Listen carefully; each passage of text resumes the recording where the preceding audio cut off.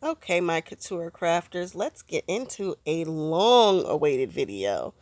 Um, those are some Mickey ears that I was trying to do, but eh. So here I am taking my seals that I've gotten from AMZ Deco, and I am marking with my Copic marker where center is. That way I know if that's pointing towards me, we're good. These are the seal sticks that you can get from AMZ Deco or like waxseals.com. And this was just faster because I'm just showing you guys what seals I have. I think I pulled the trigger 3 to 4 times on each on the big ones, and I think 2 times on this smaller one right here. When you're using those beads, you can use 3 to 4 beads for the larger ones and then 2 beads for the small one. So as you can see, I got a Black Panther seal. Woo! Very excited about that. Hufflepuff, then a Disney seal, and then a rose. I don't know why. It was just cute. That rose is so heavy. I love the actual seal. And then I bought a couple of colors. I bought a shimmery purple, a matte purple, and then a matte black. I shouldn't call it matte because it's wax and it's shiny, but just a regular black with no shimmer in it. And here I figured I would pull out my other seals just to play with them since the other seals were out too. So that one there is the one that I had custom made with my logo. AMZ Deco did it for me and they were great. Here I'm showing you that you can use a glue gun. That is a fine tip glue gun, so I couldn't get a lot of glue to come out. And this is a all flat seal. There's no impression in there at all. And you can trap like flowers and little things like that, little pieces of paper into the glue. The glue sticks are the super clear ones, and it's just a really neat technique. I've seen people put actual flowers in there or whatever. And you see I'm using the super clear glue stick to do that. I had to pull that trigger like 10 times, but that's because it's a fine point glue gun.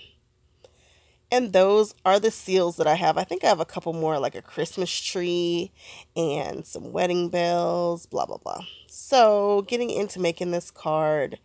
This card is 3 by 7.5. So I think I cut it at 6 by 7.5. And I'm going to score it right down the center at 3. And then you're going to fold toward the bump because that's the proper way to score. And now I'm just trying to figure out what I'm going to do. This is kind of a test. I wanted to see what black and white looked like on craft. And also I wanted to see if one of my old stamps pads still worked. It's something that I never reach for. I never use it. And I decided that today was the day to try to use something. Shopping my stash. Playing with things that I've never played with before. This is a stamp set that I've never ever used. I'm using a scratch piece of paper right there just so that it doesn't get on the back of the card. Not a big deal. And I should have stamped this like 20 more times. I just kind of was playing, and I am, of course, out of practice. And practice makes perfect.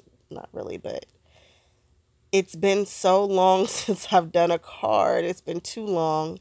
And so this card really isn't cute, but hey, I just stayed with it. I just stayed the course. I was determined to do a card video this weekend. Um, Maybe I'll do another one tomorrow. Maybe I'll think on it. There was a stamp set by Altenew that I thought I owned, and I don't own it, and I was sad. So I just ended up playing with these, which is fine because I own these and I need to play with them. They're mine. I need to use my stuff, but the stamp set that I thought I had, I did not. So what I saw myself doing in my mind just did not happen here. I'm using VersaFine Clear ink in all black. It's a kind of a hybrid ink, and it gives great impressions. So that's why these are half-tone squares. You're not going blind and your phone is not going crazy. It's just that that's the way that it looks. And I really didn't have, I just think it's cool. Anything that's geometric shaped, I will pretty much buy. Squares, circles, triangles, and these here have like a gradient to them, so of course I'm going to purchase those. However, I really didn't have an idea of what I wanted to do here. I just knew I wanted to use black and white, and again I should have stamped so many more. on this, but I didn't. I just did a few here and there. And that's kind of that. That's what's happening. I'm using white pigment ink by Hero Arts. I think it's called Unicorn. I think I could be wrong. Is this one called Unicorn? I forget. But yeah, just playing and changing around the direction that it's kind of a cool card when I'm looking at it right now. It's different. It's kind of my style. If you haven't checked out my previous video, I posted a card chat where I just am chatty. So if you've ever wondered what I look like, if you want to know my personal business, yeah, I talk about all the things. Card chat, the first one ever. This pad, I know you guys have all seen it at Michael's. Everybody has seen this pad. And some of you guys probably own it. However, that pad has got to be 15 years old at least. I have had that pad when I kid you not, at least 15 years old. And I wanted to know if it still worked. So I tried it. And it sort of works. Kind of. I could toss that. I have the other color wheels that came out that you can detach. That's just a super duper duper old. That's how you know it's old, because you can't even pop the things out anymore. Ridiculous. But hey, I wanted to use something that I had not used, and that is what I did. So here I decided I was going to pull out another stamp set, and this one is, I think it's called Live Your Life in Color by Altenew. And it's really a cool stamp set. I really should play with this one a little bit more, put a little bit more effort into my idea and design, because this really is interesting. I decided to throw this in my Tim Holtz platform and use it 2 times. So I stamped it twice in the same spot just to make sure that I'm getting it nice and dark and black. And I'm using Kirkland baby wipes to clean up. Nothing too special there. And we'll just take those off and throw them to the side. I can't believe I have lost my envelope maker. How? How can I possibly have lost my envelope maker? I looked for it for I don't know how long. I'm going to try looking for it again tomorrow when I am not, when I'm fresh. But I just don't know where it is. So here I'm grabbing a few more of the ink splotches, or the paint splatters, whatever you want to call them. And I am now stamping them in that white, I think it's Unicorn pigment ink by Hero Arts. That's a pretty good white. It's pretty bright. You could totally tell that that's white on the cardstock, on the craft cardstock. So go for that. Now I'm just peeling them off, and I put that Post-it down in the center so that I could kind of stamp around it and still have a nice empty space in the middle for my sentiment. I didn't feel like heat embossing. I didn't feel like cutting out sentiments. I just wanted them to go directly on the card. I just wanted a 1-layer card, just something very, very nice and easy. So this is me lining it up with my Tim Holtz platform. And I'm trying something here where you put the white down first, and then you put the color on top of it to see if you can make the color more vibrant, make it stand out a little bit more. Even though this is craft cardstock, I mean, it's not black. But still, I wanted to see if I could get the colors to look as vibrant as they do. Because that's one of the cool things about pigment inks, is that what you see should be what you get. And the struggle was a little real here. And that might be because the ink pad is over 15 years old. So I was pushing down on it kind of hard to try to get it to release some of that ink. And it just did not behave quite the way that I wanted it to. But hey, again, just kind of messing around with an idea. I can't find the envelope maker that I like, but this one will suffice. This is the OG one. Where on earth could my envelope maker where could it have gone? I just don't know. It's possible that I threw it away because it sits near my trash can, and I know there have been times when things have fallen over into the trash can and I've taken them out, but it could have happened. So, I like to do coordinating envelopes with my cards. So I grabbed one of the stamps from the halftone squares. And Altenew has halftone, I think, triangle. I don't know if I should say triangles.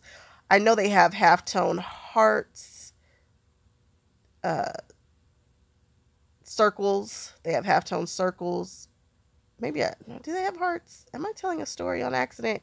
Check out the Altenew halftone series.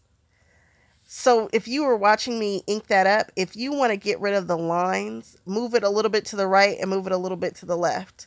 See, I'm moving a little bit to the right, inking a little bit to the left so that I get a nice rainbow. Why didn't it come out as vibrant? Whatever. Again, just kind of messing with my stuff.